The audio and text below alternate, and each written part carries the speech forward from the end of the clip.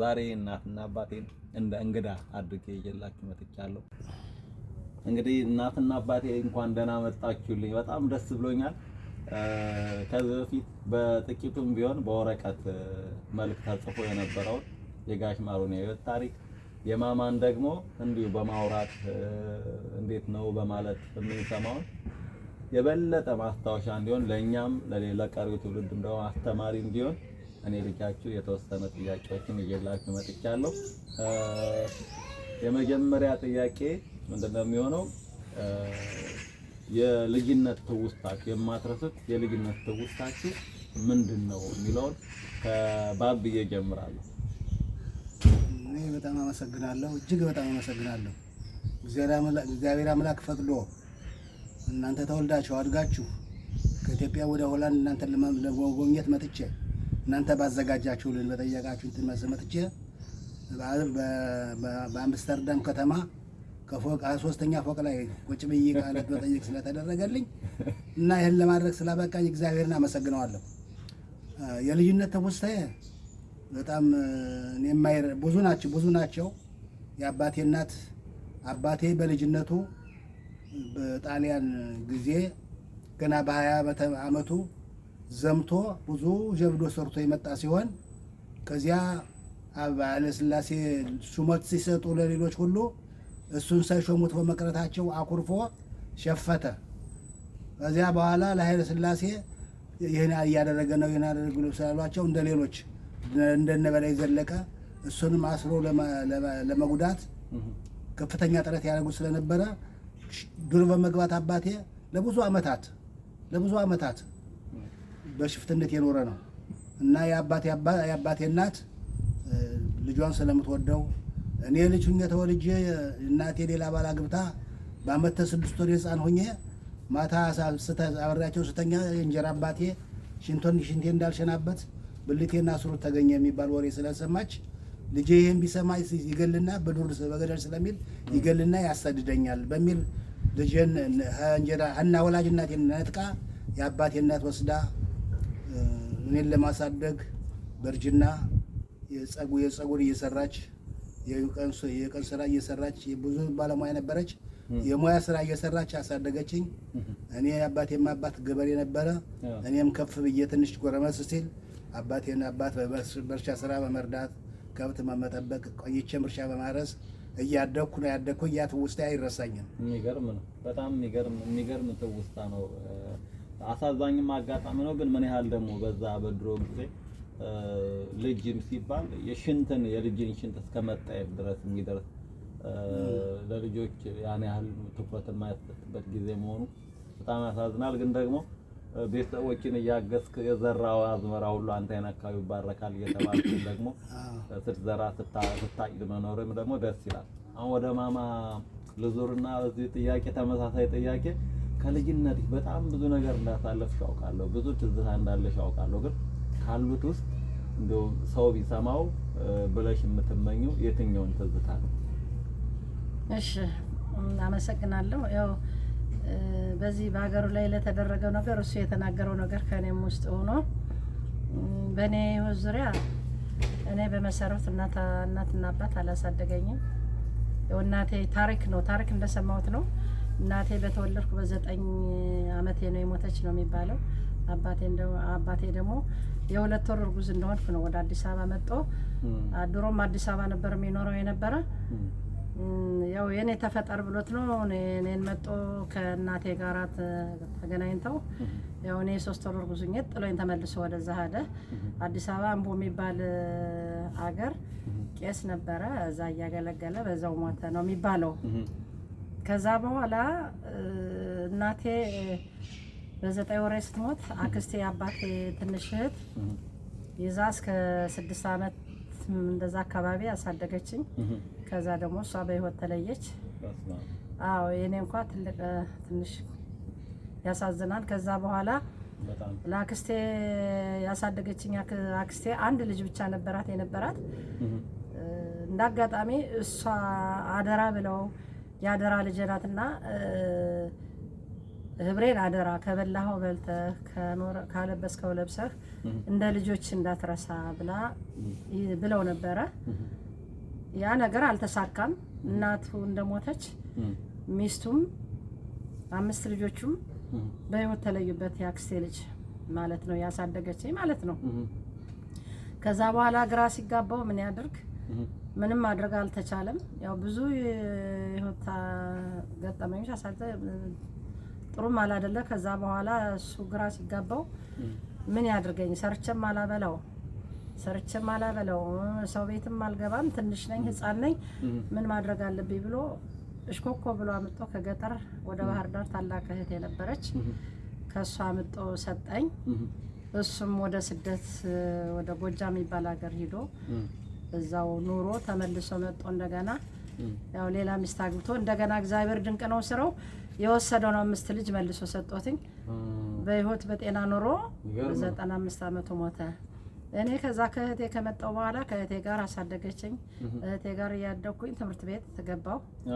ትምህርት ቤት እየተማርኩ ሳለ በቃ ከትምህርት 8ኛ ክፍል እንዳቋረጥኩ አቋርጬ በሆነ መንገድ አቋርጬ ነበረ። እዛ ፔዳ እየሰራው በአጋጣሚ አባመሩ ጋር ተገናኘነ። እሱ ሌላ ጥያቄ ይሆናል። በጣም አሳዛኝ ሁኔታ ነው። አንቺ ልጅነትሽን ሁሌም ስታወሪኝ ለኔም ለሌላም ሰው ስታወሪ ስሰማ በጣም ነው ልቤ የሚሰበረው። ብዙ ነገሮች አሉ። ብዙ ነገሮች አሉ። ከሞላ ጎደል ነው ብዙ የሚያሳዝን ሁኔታዎች ላይ ነው ያሳለፍኩት። አሳዛኝ ሁኔታ ነው። ወደ መጨረሻው እግዚአብሔር ካሰይ መሰለ እንጂ መጨረሻ አስተዳደጌ በጣም ከባድ ነበረ። ብቻ እስከዛ ድረስ ከእህቴ እስካለው ድረስ ያ ነው ያለው ሁኔታ።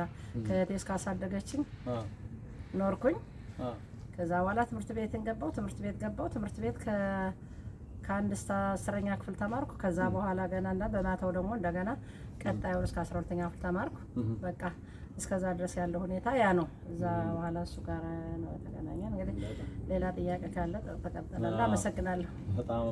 በጣም አሳዛኝም ቢሆን ግን ለብዙ ሰዎች ይሄን ሁሉ ፈተና አልፎ ለስኬት መብቃትም በእግዚአብሔር የፈቀደው መልካም ነገር በትዕግስት መጠበቅን የሚያሳይ ነው። እግዚአብሔር ይመስገን። እግዚአብሔር ይመስገን።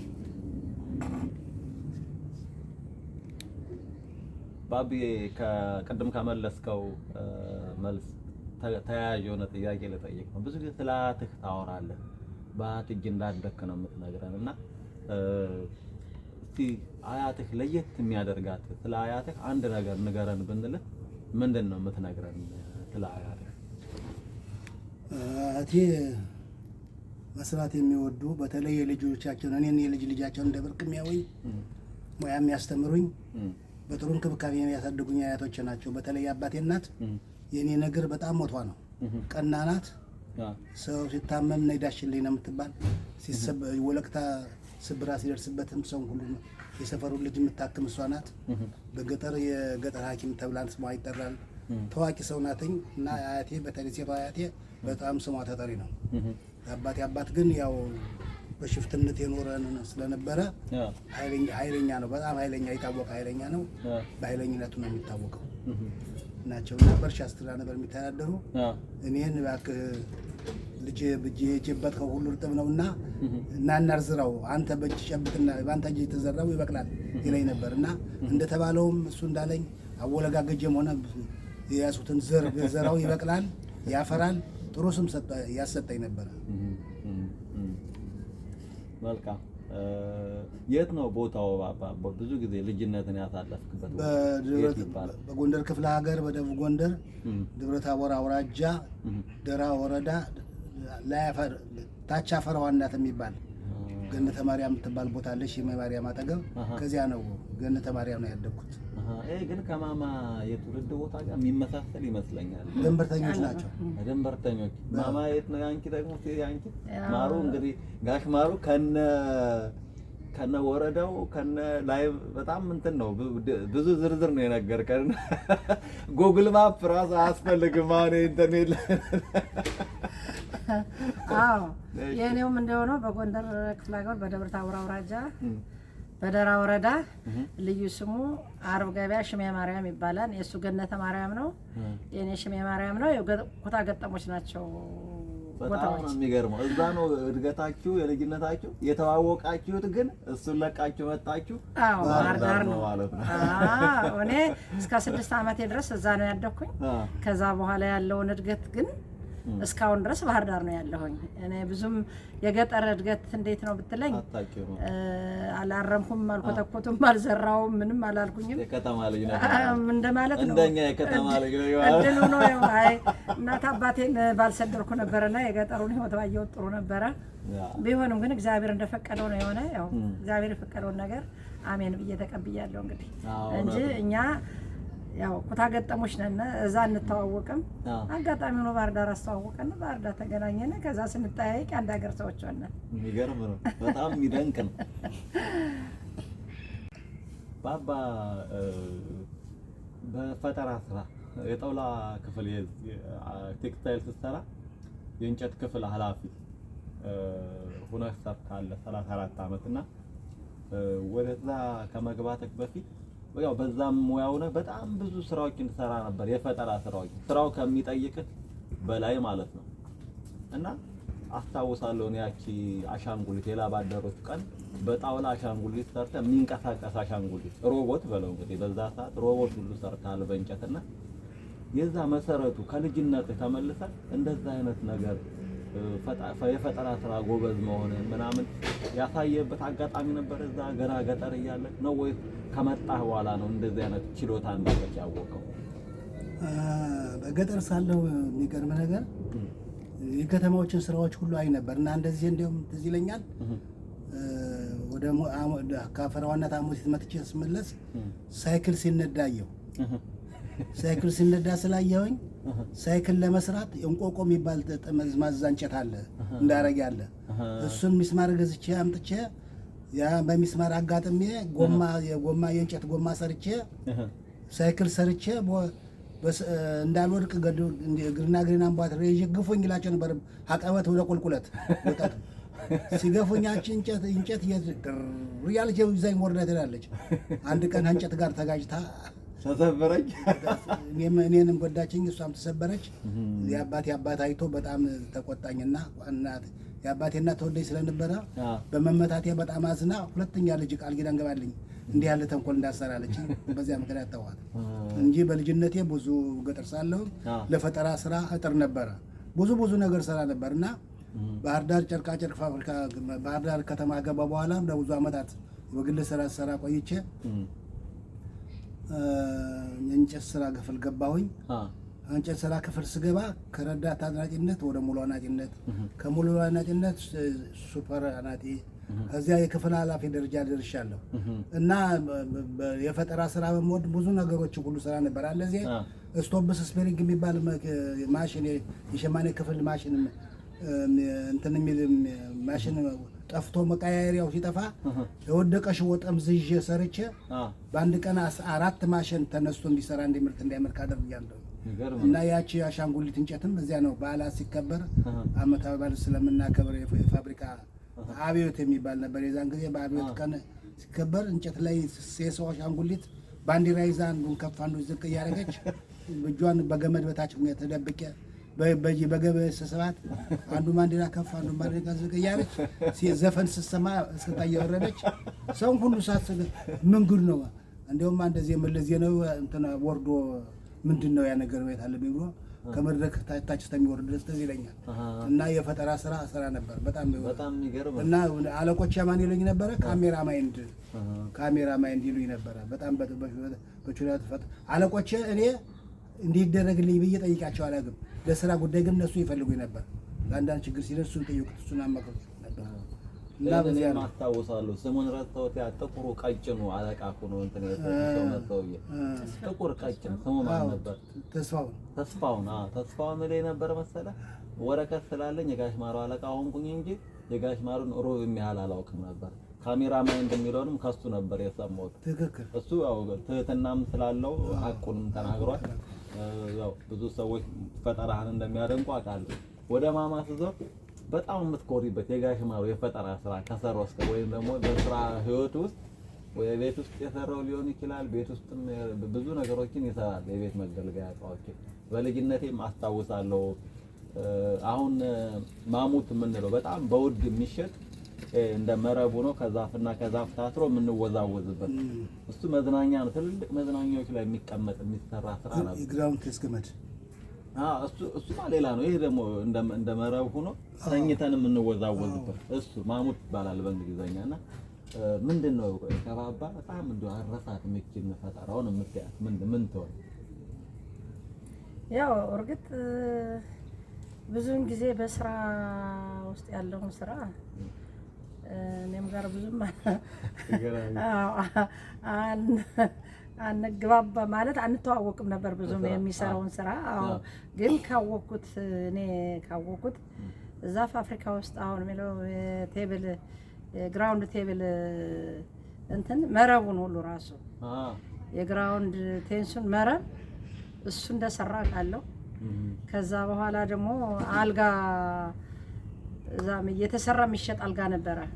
ያንን በልዩ ዲዛይን እየሰራ ሁሉ ለጨራታ ቀርቦ እሱን ሲሸጥ አውቃለሁ። በጣም በልዩ ዲዛይን።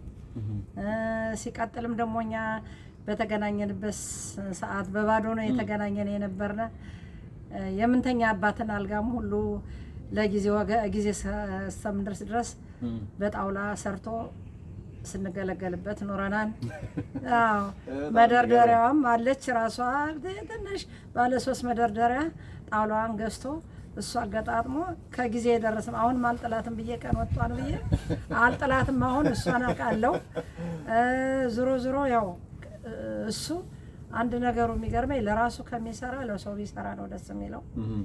የራሱ ቤት ክፍት አድሮ ሌላው በሬ ተበላሸብኝ ወይም ደግሞ ቁልፍ ተበላሸብኝ ቢሉት የራሱን ክፍት አድርጎ ተነስቶ ለሰው ይሰራል። ይሄ በጣም የሚገርመኝ ነገር ነው። በቃ ከራሱ ሰውን ያስቀድማል። አሁንም ቢሆን አቅቶት ሳለ ተጠቅቶ ሳለ አሞት በጤና ምክንያት በቃ ብዙ የጤና ጉድለት አለ በዛ እንትን ብሎ አሁንም ቢሆን ለሰዎች ይሞታል። በምርኩዝ እየሄደ በቃ ለሰዎች ያርግልኝ ያሉትን ነገር ያደርጋል። ይሄ ባህሪው በጣም ይገርመኛል። ያው በሞላ ጎደል ይሄን ነገር አውቃለሁ። በጣም ሸጋ በጣም ጥሩ አድርገሽ ነው የመለስሽልኝ። እንግዲህ በብዙ ፈጠራ ስራ ቤት እስከምትቋቋም የጎጆ መውጫ አልጋ ከመስራት ጀምሮ ብዙ እስከ ግራውንድ ቴኒስ መረብ እሱን እንኳን የማስታወሳለሁ ከዛ ድረስ ደርሳ መጣለች ማማና አመሰግናለሁ ለማለትሽ። ግን ከዚህ ጋር ተያይዞ ባባ እንዲው ተስፋ ቆርጠ ሁሉን ነገር ነው በተውኩት ያልከበት አጋጣሚ አለ እንደው እና እሱን እንዴት አድርገህ አለፍከው? ስራም ላይ ሊሆን ይችላል ከዛም በፊት ሊሆን ይችላል። በቃ ተስፋ የሚያስቆርጥ አጋጣሚ አጋጥሞ እንደው ምንድነው ያንን ነገር ተቋቁመ እንድታልፍ ያደረገው ምን ነበር? በእርግጥ ብዙ ተስፋ የሚያስቆርጡ ነገሮች በ1969 69 ጀምሬ ለ3 ዓመት ያህል በእስር ቤት በአያፓ ምክንያት ታስሬ አካሌን ተደብድቤ በሱ ሸክም ሰገራ እስከምወጣ ድረስ የደረሰብኝ ጉዳት ያ ተስፋ አስቆርጦኛል። ምክንያቱም የማሰብ ችሎታዬን ጉልበቴን አቅምና ጉልበቴን ሁሉ ሰልሞኛል። ቢሆንም እንዲያው ሆኖ ሌላው መስራት ቢያቅተኝ ትምህርት መከታተል አላቃተኝም። ትምህርቴን ተከታትዬ በ74 ዓመተ ምህረት ጨርሻለሁ። አስቶየል ኮምፕሊት አድርጌያለሁ። ሌላው ተስፋ ቆርጬ የዛኔ ቶል ኮምፕሊት ማለት የዚህ አሁኑ ዲግሪ ማስተርስ ነው። አዎ ቶል ኮምፕሊት አድርጌያለሁኝ። ነጥብ አምጥቼ የዛን ጊዜ 1.2 ያለው ሰው 1 ፖይንት ያመጣ ሰው ለዲግሪ ያልፍ ነበር። እኔ ግን 2.2 አምጥቼ ለዲግሪ ያለፍኩኝ። ግን ልጆች ወልጄ ስለነበር ልጅ ለማን አስረክቤያቸው ልሄድ ታላቅ የለኝ ትንሽ የለኝ አባቴ አቅም የለው ዘመድ አቅም የለው። እሺ ብሎ ልጆች የሚያሳድግልኝ ስለሌለ አቋርጬ ተስፋ ቆርጬ ተውኩት ትምህርት። ሌላው በግሌ ለመማር ፕራይቬት ገብቼ ለመማር ጀምሬ ተመዝግቤ ክራይቴሪያውን አሟልቼ በዚህን ቀን ገበታችሁ ኑ ስንባል ሌባ መጥቶ በቀን ቤቴን ዘረፈኝና የቤቴን ዕቃ ሳላሟላ ቤት አደርጋለሁ ብዬ ሳልከፍለው አጥቼ ተውኩት። ቀረ በዚህ ምክንያት ግን እግዚአብሔር ያደረገልኝ ይበልጣል። ይሄው እግዚአብሔር ይመስገን ለዚህ አብቅቶኛል። በጣም የሚደንቅ ነው። የሚደንቅ ማለት ነው። ፈተናው ሲያጋጥም አሁን ያልኩት ፈተናው ሲያጋጥም እንዴት ነው ምንድነው በውስጥ ተስፋ አጭሮ እንድትቀጥል የሚያደርግ ወይ በቃኝ እንዳትል የሚያደርግ? ምክንያቱም ብዙ መንገዶችን ብዙ ኪሎ ሜትሮችን ርቀ መጣል እስካሁን ድረስ እኔ ፈተናው ሲደቀንብኝ ያኛውን ፈተኛ ማለፍ ሳልሆንልኝ ሲል ሌላ ዘዴ ፈልጌ በሌላ አቅጣጫ ደግሞ ለማደግ ወይም ለማወቅ ወይም ኑሮዬን ለማሸነፍ ጥረት አደርጋለሁ። በዚህ ምክንያት ነው። ሌላው ደግሞ ልጅ በመውለድ ምክንያት ለልጅ ያለኝ ፍቅር ተስፋ እንዳልቆርጥ ያደረገኝ አብዛኛው የልጅ ፍቅር ስላለኝ ነው። በመሆንም ትልቁ ዓላማዬ ትምህርት ተምሮ ለመጨረስ ነበረ። በዲግሪ በዲፕሎም ለመመረቅ ነበረ፣ ሳይሆንልኝ ቀረ። በተለይ በህይወቴ ያየሁት ደስታ እኔ የምመኘው ምኞት ልጅ ደርሶ ሲያጠቃ ባገኘው ሲያል ስመኝ ልጄ ታደለ ማሩ ተምሮ ጨርሶ ለመጀመሪያ ጊዜ ፖሊቴክኒክ ተምሮ ባህር ዳር ዩኒቨርሲቲ ማለት ነው ተምሮ በዲፕሎም በተመረቀ ጊዜ ያን ጊዜ ከህይወት ያየሁት የመጀመሪያ ደስታ ያን ነው። ምክንያቱም እኔ የምመኘውን እሱ በተግባር ስላደረገልኝ እኔ እንዳደረኩት ቆጥሬ እጅግ በጣም የተደሰትኩበት ቀን ለመጀመሪያ ጊዜ ይዘ ሁለተኛ ትዕግስት ማሩ የምትባል ልጅ አለችኝ። እሷም እንደዚህ ተመረቀችልኝ እና ልጄም ደግሞ እዚያ በመነሳት አይዞህ አባቴ እኔ በቀልልሃለሁ ይለኝ ነበርና እግዚአብሔር ይመስገን ተበቀለልኝ። ሌላውንም እንኳን ኑሮውንም ስራውንም ለምሳሌ የእንጨት ስራውን እኔ አልተጠቀሙበትም። ብዙ እውቀት አለኝ። እውቀቴን ግን ለሰው ሁሉ አካፍያለሁ። ብዙ ሰዎችን አፍርቻለሁ። ግን እኔ አልተጠቀሙበትም። ልጄ ግን በእንጨት ስራ እንዲያውም ባነር በመስራት በየቦታው በመንጠልጠል ብዙ ነገር በመስራት ብዙ ነገሮችን አስወግዶልኛል። የቤታችን ችግር አስወግዶልናል እና በዛን ሰዓት ልጅ ወይ በቀልላ ያለኝን በተግባር ስላሳየኝ እጅግ ደስታዬ በጣም ወሰን የለውም። በጣም በዚህ ነው እግዚአብሔርን አመሰግናለሁ። እኔም በጣም አመሰግናለሁ አባቴ። በጣም ደስ ብሎኛል። ደስታህን ማየት ስለቻልኩት ደስ ይለኛል።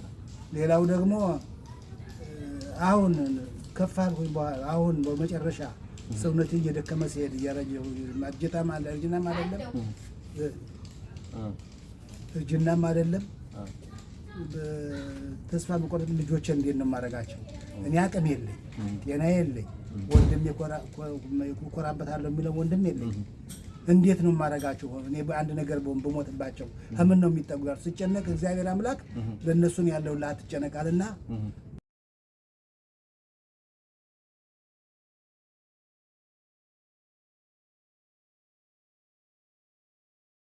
በዘንድሮ ዓመት ሆላንድ መጥቼ በአምስተርዳም ላይ ለ32 ቀን እየተንፈላሸው አንድም ሳይከፋኝ በልጄ እጅ እየተቀለበ በልጄ የተሰራ ወጥ እየበላው አሪፍ ሼፍ ነኝ አይደል? ማረሻ በጣም የስምንተኛው ሺህ ሊመሰገን የሚገባው ሰው ታደለ ነው። እግዚአብሔር ነገሩን ሁሉ ያሳካለት፣ መንገቱን ያሳካው፣ ፍላጎቱን ያሟላው የመረኩት ዓለምን ግዛት የመረኩት ምርቃ እንዲደርሰው እግዚአብሔር ቅዱስ ፈቃዱ ሊሆን የነገር ሲበለን አሜን። ማማዬ እስኪ እዚህ ሀገር ስለነበረች ቆይታ አጠር አድርገሽ ደግሞ ጋሽ ማሩ እዚህ ሀገር አሁን ከመጣሽ በኋላ ስላለው ቆይታ አጠር አድርገሽ በአንድ ደቂቃ እንኳን በአንድ ደቂቃ በአንድ ዓመት የማያልቅም የዚህ ሀገር ጉዳይ። እኔ በመጀመሪያ እግዚአብሔር ከምንም አንስቶ ከዛ ሁሉ ፈተና ከዛ ሁሉ ነገር ህይወቴ በሙሉ እስከ አንተን እስከምትመረቅልኝ ድረስ ያሳለፉት በከባድ ፈተና ነው። ያንን ሁሉ አሳልፎ ግን በቃ በአንተ ላይ ብርሃን እንዳያድርጎኛል። እግዚአብሔር የተመሰገነ ይሁን። ይሄንን ላደረገልኝ አምላክ እግዚአብሔር አመሰግነዋለሁ። ሳላስበው ከዛ ሁኔታ አንስቶ ከዚህ ሀገር አምጦ አውሮፓ ውስጥ ኑሬ እኔ እንጃ በምንም ቃላት የምገልጸው ነገር አይደለም። አገሩ ጥሩ ነው። ሆላንድን ያኖርልን ብለናል፣ መርቀናል። ከሀገራችን በላይ መርቀናል። እናንተን የያዘልኝ ልጆችን የያዘልኝ የልጅ ልጆች የሰጠኝ እግዚአብሔር የተመሰገነ ይሁን። ከዛ በተረፈ ታደለ እውነት ታደለ ስሙን መላክ ነው ያወጣው፣ ነው ያላወጣሁትም። እውነቴን ነው። ስምን መላክ ያወጣው ነው የሚባል በሱ ላይ ነው። አዎ በሱ ላይ ነው የተረዳሁት። እንደ ማንኛውም ታስቦ አበበን በለው ገበሬ እንበለው ብለን አይደለም። ያው በህልሜ ነገረኝ ስም ነው። እውነትም ታደለ ነው። በቃ ከመጣን ጊዜ ጀምሮ 32 ቀን ሰጎን እንቁላሏን ትክ ብላ እንደምታየው ዘወር ካለች እንደሚሆንባት እሱም 32 ቀን ትምህርቱን ትቶ ስራውን ትቶ ሊቅር ሌላ እንደው የትም ቦታ ሳይወጣ ለኛ ቁርስ እንዳበሰለ ጠዋት ከእንቅልፉ ብድግ ብሎ ቶሎ ብሎ ወደ ኩሽና ነው የሚገባው። ከዛ ምሳ፣ ከዛ ራት አጥሚት እንደ ሴት እያፈላ እንደ እናት እያፈላ በጣም በጥሩ ህይወት 32 ቀን 2 ቀን የተቀመጥኩ አልመሰለኝም። ለምን በምቾት ስለኖርኩ ሁሉም ነገር ምቾት ነው። እዛ የምንጎበኘው የጎበኘነውን ሆላንድን በጭንቅላት በእግሯ ገብተን በጭንቅላት ወጣናል። እንግዲህ የቀረነ ነገር የለም እና ልጄን እግዚአብሔር ይባርከው ሁሉን ነገር አርጎ ቆይታችን በጣም የተሳካ ነው። እንግዲህ 32 ቀን ኑረን 33ኛ አገር ኑሮ ከሞት ኑሮ ውሎ ከቤት የሚባለው ነገር ስለሆነ በ33ኛው ቀን ወደ ባህር ዳር ልናኮበኩብ ያው ነው ተዘጋጅተናል። እግዚአብሔር ይመስገን። ባቢ አንድ ጥያቄ በአእምሮዬ ውል ስላለ ነውና እንግዲህ ሰው ጣውላ ስራ ወይም ደግሞ የእንጨት ስራ ባለሙያነት የፈጠራ ስራ ባለሙያነት ብቻ ሳይሆን በሙዚቃ ህይወትና በግጥም ችሎታ ደግሞ ማያውቅ ሰው የለም ባህር ዳርና ወደዛ ያስገባን። እስኪ የመጀመሪያው ሞመንት ታስታውሳታለህ? የመጀመሪያው ቅጽበት ወደዛ ለካ ሙዚቃም እግዚአብሔር ችሎታውን ሰጥቶኛል፣ ለካ ግጥምም እግዚአብሔር ሰጥቶኛል እንድትል ያደረገችን ቅጽበት ታስታውሳታለህ? እንዴት ነው ወደዛ ይገባው? አዲስ አበባ ለእጅ ጥበብ ትምህርት ተላኩ። እሺ ብላክ ጠፍቶ ይኖር ኢህአፓ ብለው የ6 ወር ትምህርት በ3 ወር ጨርሼ ስመጣ ሐሙስ ማታ መጠገብቻ ዓርብ ወስደው ከርቸል ጣና ሆቴል የሚባል መመርመሪያ ቦታ ነበራቸው በኢህአፓ ጊዜ። የኢህአፓ አባል ጠፍቶ ይኖር ኢህአፓ አባል ብለው ህፃን ልጆችን ዘቅዝቀው እየገረፉ በማሩ ላይ መስክሩበት፣ ሰው ግደሉ እያለ ሽጉጥ ሰጠ ነበር ብላችሁ መስክሩበት ብለው በሐሰት አስመስክረው ጠበቁኝ። ስመጣ ሳላውቅ እኔ ዓርብ ሐሙስ ማታ ገብቼ ዓርብ ፋብሪካ የስራ ውጤቴን ይዤ ስገባ የምንጣፍ ስራ ውጤት ነው እንዲህ በእጄ ዘርግቼ ነው የገባው። ስገባ መጣ በሉና ባለስልጣኖች ዛን ጊዜ የነበሩት ብዙ አብዛኞች ዛሬም የሉም ይዘው ወስደው ጣና ሆቴል አስገቡኝና ከ4 ሰዓት ተኩል እስከ 10 ሰዓት ቅጥቅጥ አርጋ አካሌን ቅድም እንደነገርኩ ደብድበውኝ ቶርቻ አስገብተውኝ እጅና እግሬ ታስሮ ወይ ፈይላላ ተደብድቤ በ3 ወር በሸክም ሰገራና ሽጡት ያለው እና እንትኔ ብቻ አካሌ ብቻ ሳይሆን አይምሮዬን ጭምር ተጎድቶ ስለነበረ ዙሬ ደግሞ ነፃነት አግኝቼ የለውጥ ሐዋርያት የሚባሉት መጣው ምንም እንደሌለብኝ በኢህአፓ ውስጥ ምንም እንደሌለብኝ ሲረዱ ሲፈቱኝ ሆስፒታል 15 ቀን ተኝቼ ታክሜ እንድታከም አደረጉኝ። ከዚያ ፋብሪካ ስመለስ የስራ ውጤቴን ይዤ መውጫ መግቢያ እና በዚያ ምክንያት ፋብሪካ ተመልሼ ከተደበደቡ በኋላ ሽመለስ ስገባ በትንሹም በትልቁም ትኩረት ተሰጠው አላንቀሳቀሰኛሉ። ኋላ ኪነት ተቋቋመ። ኪነት ሲቋቋም እናንተ ከዚህ ኪነት ውስጥ ገባ እኮ በፖለቲካ አጣመው ነገሩ የሚያጣሙብኝ ነገር ሁሉ ሊቀንስ ይችላል እና ዝም ብዬ ኪነት አባል ነው ጠየቋቸው። ምን ትችላለህ አሉኝ። ድምፃዊ ድምፅ እችላለሁ አልኳቸው። ስገባ በድምፄም ሆነ በምሰራው ስራ በማቀርበው ስነ ግጥም ከሌሎች ሁሉን አንደኛ መውጣት እየወጣሁ እንዴ ስወዳደርን አንደኛ መውጣት ሲል በድምፅ መጫወት ጀመርኩ። ከዚያ በኋላ ዜማና ግጥም ጀመርኩ። ግሽ አባይ ሲመሰረት አቶ ዮሐንስ የሚባሉ አዲስ አበባ አሰልጣኝ መጣው። የጎጃም ክፍለ ሀገር ባል ኪነት መሰረቱ። የዚያ ኪነት የእሳቸው ምክትል አሰልጣኝ ሆነ። ከዚያ በኋላ ግሽ አባይ ተመሰረተ ለብቻ። ግሽ አባይ ሲመረተት ባህር ዳር ጨርቃጨርቅ ፋብሪካ ደግሞ ኪነት ራሱ መሰረተ። የባህር ዳር ጨርቃጨርቅ ፋብሪካ ኪነት 8 ዓመት የመድረክ አሰልጣኝ ሆኜ ሰርቻለሁ። ብዙ ሙዚቃዎችን አውጥቻለሁ። እነሰማህ በለው ዛሬ የሚጫወቱት ጨዋታ አብዛኛው የኔ ነው፣ ምክንያቱም እኔ አልተጠቀሙበትም። ብርቱካን ዱባለ እኮ የሀገሬ ባህል ወጉ አቤት ደስ ጨዋታው ይሰርጉ የሚለው ሙዚቃ አወጣቸው። ግጥሙም ዜማውም የኔ ነው። ፈንታባተና ሙሉ ጌታ ፈሩቅ የሚባሉ የኔ ማሰለጥናቸው የነበሩ ልጆች ወስደው አዲስ አበባ ላይ ሽጠውላት ነው። እና እነሰማህ በለው ለምሳሌ አንቺዬ ባህር ዳር አንቺ የሀገር ልጅ አንቺዬ ዝና የሚል ሙዚቃውን ተጫወተዋለሁ። ያ ሁሉ ስለ ግጥም የኔ ነው። ኧረ እኔን ግጥም ያልወሰደ ማንም የለም። በጣም የሚገርም ነው። ግን ምንም ሳትጠቀምበት ከዛ ሁሉ አንድ ግን ደስ የሚለኝ ነገር ልክ የምወደው አንድ ጓደኛ የነበረ ሰላም ሰው ግዛቸው የሚባል እሱን በደንብ አሰልጥኘዋለሁ።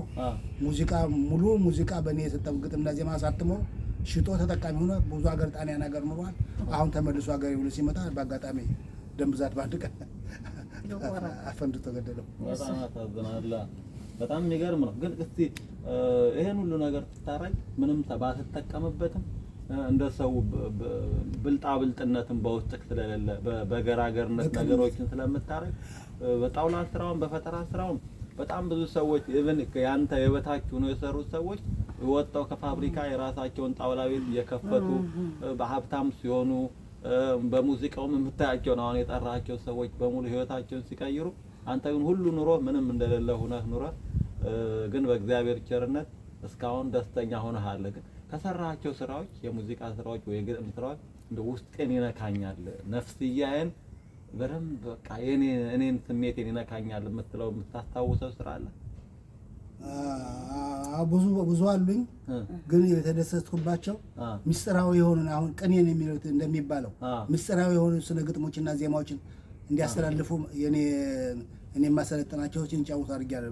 በስላሴ ለምሳሌ አንቺ ማን ነው እኔ የምወድሽ አንቺ እኔ እንደምወድሽ አንቺ እንደምታፈቅሪኝ ባሉባልታ ወደ እባክሽ አትካጂኝ አመዛዝኞች ምርጫው ለራስሽ ነው የራሱን አያውቅም ሰው በሰው ገቢ ነው የሚል የሚገርም ነው።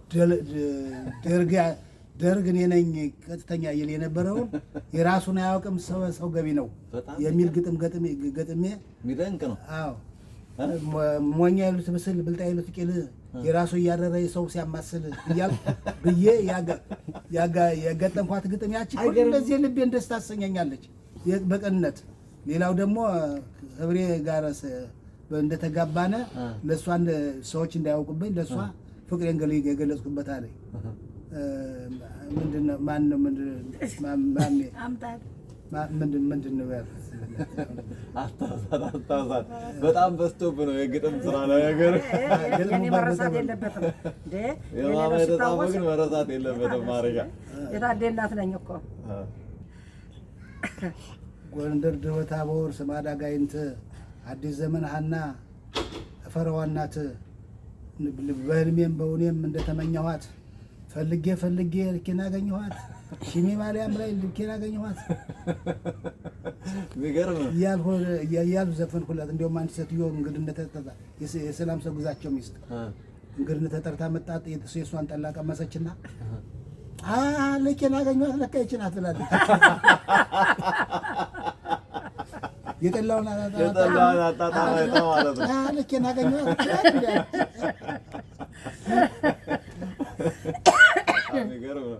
እና እንደሳም ገብቻ እና በእነዚህ በጣም ኮርቻለሁ። ደስ ይለኛል። ብዙ ነገር ሰርቻለሁ። በፖለቲካ ደርግን በመጥላት የዘፈንኩት ዘፈን ብዙ ነው። እንደገና ደርግን በማወደስም የገጠምኩት ብዙ ነው። ለመኖር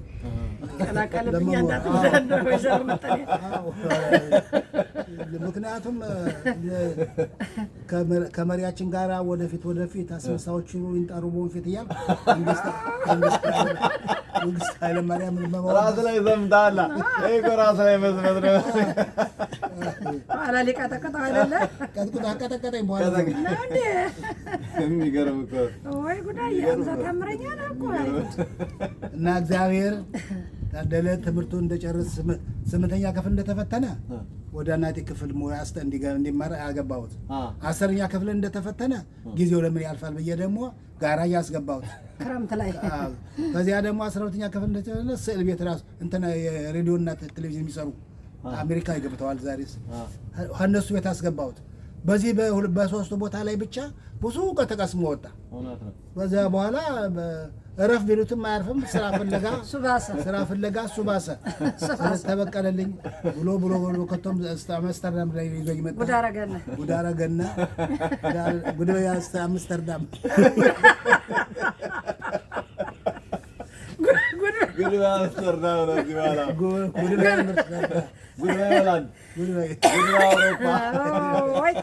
ታሪኩ ብዙ ነው። ህልሜም በእውኔም እንደተመኘሁት አምስተርዳም ላይ ልጄን አገኘሁት።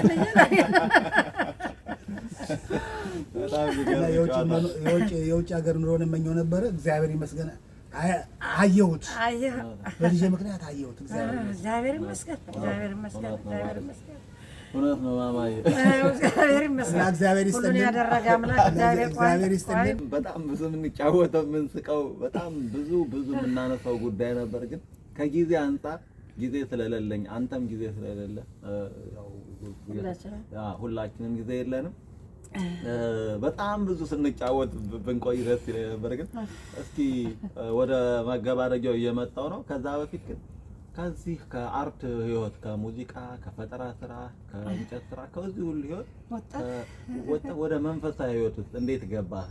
ማማስ የምታስታውሽ? ይሄን ጥያቄ ለማማ ብጠይቅ እሷ ስለምታውቀው ማማ አጠር አድርገሽ መልሽልኝ። እንዴት ገባህ ከዛ ህይወት እንደዚህ መንፈሳዊ ህይወት፣ ቤተክርስቲያን ማገልገል፣ እዛ ስለ ግጥሞችን ማቅረብ፣ እስከ መስበክ ድረስ፣ እስከ መዘመር ድረስ ለዚህ ሁሉ ያደረሰህ እንዴት ነው?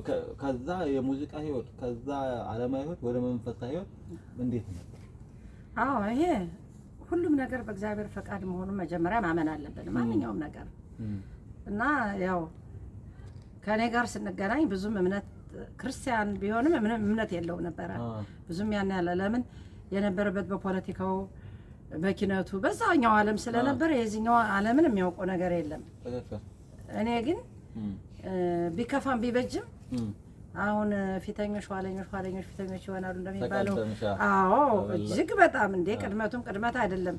ይሁን እንጂ ልባዊ እንትን እምነት ያኔም ዛሬም ያው ነው አለኝ እና በቃ በሚሆናቸው ሁኔታዎች በጣም ይሰማኝ ነበረ እና አንድ ጊዜ ትዝ ይለኛል ውዳሴ ማርያምን መንገድ ጊዮርጊስ ደርሶ ሲመጣ አገኛትኝ። ማን ነው ሰኔ ጎለጎታን ነው ጊዮርጊስ ደርሶ መሬት ወድቆ አገኛት። ከዛ እሱ ምንም አያውቁም ያለው ስለ ክርስትና እምነት አመጣና ማመያ ይሽ ደፍተሮች የሚደግሙበት እንትን ይሄ ነው በቃ አለኝ።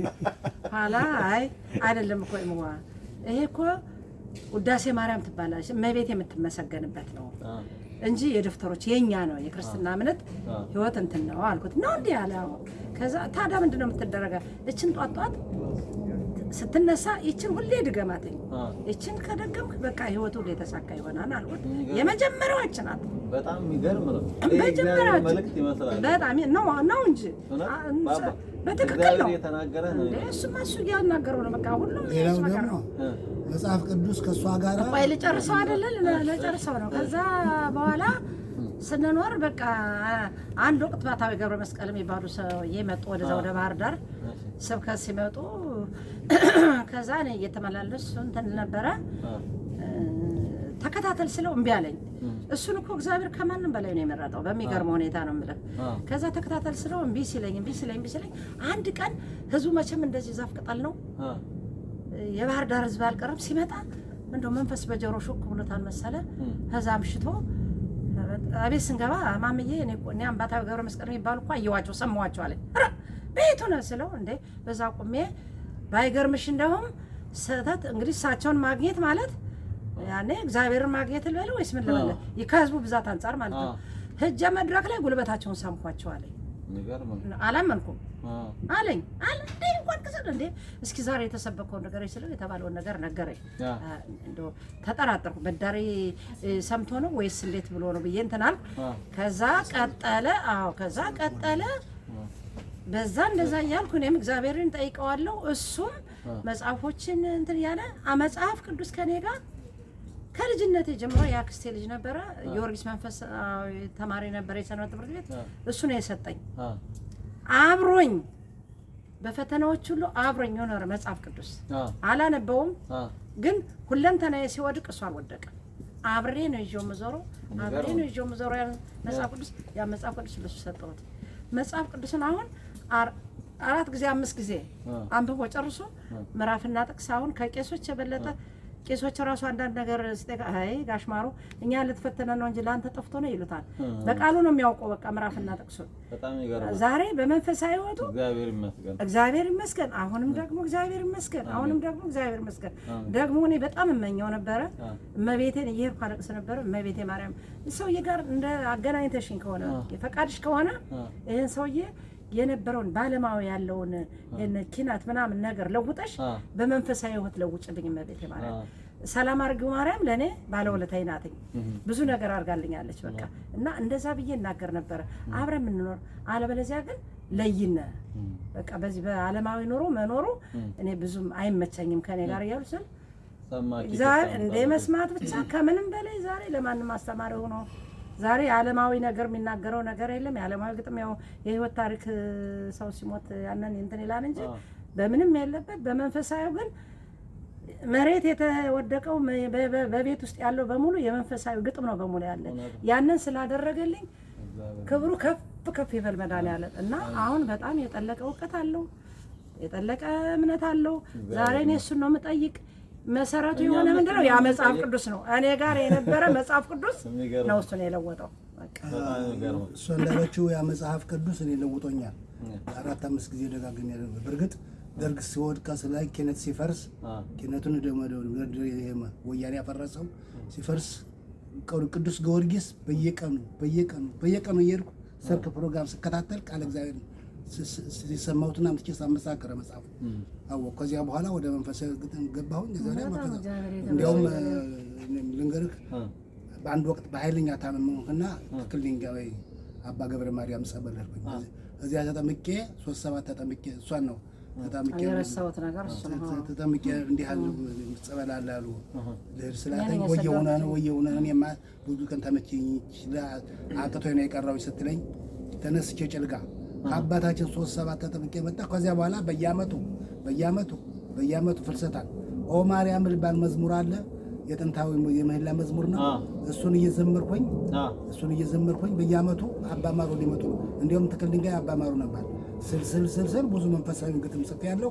እንዲያው ከማረሳው ጥሩ ግጥም ሁለዚህም በቀደም አንቤላችኋለሁ። ባለንበት ዘመን ባለንበት ሰዓት ዲያብሎስ በዓለም ላይ የዘራውን ክፋት ባለንበት ሰዓት ዲያብሎስ በዓለም ላይ የዘራውን ክፋት መቋቋም እንድንችል ሁላችን በጽናት ጌታችን መድኃኒታችን ኢየሱስ ክርስቶስ እንደነገረን ፈተና እንዳትገቡ ተግታችሁ ጸልዩ እያስተማረን ጀምሬ ያ ስለ ባለፈው በቃል ያነበብከው ግጥም ማለት ነው። የሚገርም እኮ ነው። ያንም ሁሉ እንደመጽሐፍ እስከ እንግዲህ በዓለም ላይ የዘራው ዲያብሎስ በዓለም ላይ የዘራውን ክፋት መቋቋም እንድንችል ሁላችን በጽናት በጣም እንዲለወጥ ያደረገው ማለት ይመቻል። አሁን እንዴው ታስታውሳለህ? እሺ ከሰዓት አንፃር ነው። እንደዛ ከሆነ የመጨረሻው ጥያቄ የሚሆነው ለልጆቻችሁ ለተወለዱት ለልጅ ልጆች ለዚህ ለሚሰማችሁ ለዚህ ሁሉ ትውልድ ምንድነው የምታስተላልፈው መልዕክት? አባቴ ድሮ የተናገረውን ቃል አንተ ተግባራዊ አድርገዋል። ልጅ ተወልዶ አባቱ አንድ ክንድ ካልበለጠ ልጅ አይባልም ብል ነበረ እና አሁን ልጅ አባትም አንድ ክንድ 2 ክንድ በልጣል። 2 ክንድ ነው። በጣም አመሰግናለሁ። 2 ክንድ በልጣል። እዚያም ላይ ይሆናል እና ልጅ ወልዶ የሚያሳድግ ሰው ጥሩ ሰው ነው። ልጅ የማያሳድግ ሰው ጥሩ ሰው አይደለም። ለራሱ ይጠጣል፣ ለራሱ ይሰክራል። ያን እያየ ደግሞ ልጁ አይወጣም እና ልጅ ደግሞ አባቱን ነው የሚመስልና አባቶች ለልጆቻችሁ መልካም ሰው ሁኑ፣ ልጆቻችሁም የአባቶቻችሁ መልካም ስራ ተከተሉ። ሁልጊዜ በቁም ነገር ላይ ኑሩ። ዓለም በአሁኑ ሰዓት የምትፈልገው ቁም ነገረኛ እንጂ ቦዘኔን ስላልሆነ ውሸት ስላልሆነ ልጆችን የኔ ልጆች የሆናችሁ የወንድሜ ልጆች የዘመዴ ጓደኛ ልጆች የሆናችሁ ሁሉ ሁልጊዜ በቁም ነገር ላይ ኑሩ። ሁልጊዜ መልካም ስራ ስሩ፣ ክፉን ነገር ጥሉት። መዝሙረ ዳዊት ምዕራፍ 96 ላይ እግዚአብሔርን ወደዱት ክፉን ነገር ጥሉት ይላል። አየው፣ እግዚአብሔርን ወደዱት ክፉን ነገር ተጠየፉት ስለሚል ክፉን ነገር ጥላችሁ እግዚአብሔርን ወዳችሁ መልካም እንድትሰሩ እግዚአብሔር ይርዳችሁ። የእግዚአብሔር ወዳጆች ያርጋችሁ። እግዚአብሔር ያቆያችሁ። አሜን። በማማዬ ላስከትልና ስሚያችሁ እንጨርሳለን ማለት ነው። ማማዬስ ምንድነው ለተወለዱት ልጆች ለልጅ ልጆች አሁን ላሉት አሁን አንቺ እንኳን ገና ሞቀቀና ብለኝ አጠር አድርገሽ መልዕክት አስተላልፍልን። አዎ ለተወለዱትም ልጆች ለእኔም ልጆች ሳይሆን ቢቻል በዓለም ላይ ላሉት ልጆች ለሚወለዱትም በምኞት ደረጃ በቃ እምነትና የዋህነት አብሯችሁ ይኖር። በቃ እምነትና የዋህነት አብሯችሁ ይኖር። በቃ እምነት ካላችሁ እግዚአብሔርን ትፈራላችሁ። እግዚአብሔርን ከፈራችሁ ሁሉ ነገር ይደረግላችኋል። እና አዎ በቃ በዚህ ከኖራችሁ ምንም እናንተ ለሰዎች በጎ ሁኑ፣ በጎ እግዚአብሔር ያደርግላችኋል። እና በጎነትን ይሄንን በማሰብ ይመስለኛል ልጅ ከኛ ልቆ ከራሱ ይልቅ ለሰዎች ነው የሚኖር። እግዚአብሔር ደግሞ ለሱ አለለትን ለሰዎች በመኖሩም የተጎዳው ነገር የለም። እሱም ጥሩ ነገር እያደረገለት ነውና ሁሉም ሰው እነዚህን ነገሮች ከያዘ ምንም የሚሆነው ነገር የለም። እና እግዚአብሔር አምላክ በጎነትን እምነትን እግዚአብሔርን ከያዛችሁ ሁሉ ነገር ስለሚደረግላችሁ ከዚህ የተፈጠረ ፍጥረት ነው። በማንኛውም እምነት በሚያምነው እምነት ሁሉ እግዚአብሔርን ያስታውስ፣ እግዚአብሔርን ያዝ። እግዚአብሔርን ከያዘ ሁሉ ነገር ሙሉ ነው። እግዚአብሔር በጎን ነገር እንዲሰጣቸው ለመኛለሁ። ለሀገራችን ሰላም ይስጥልና፣ መንገዳችን ይባርከው፣ እናንተንም ሰላም ያቆይልና፣ ሰላም ያቆይልን። በጎ ነገር ቆይተናል፣ በጎ ነገር ቆያለች። በወጣው ይተካልህ። በጣም ነው የምናመሰግን። እግዚአብሔር ይመስገን። እኔም በጣም አመሰግናለሁ። አንዴ አባቴ በጣም ነው የምወድ፣ እናቴ በጣም ነው የምወድ።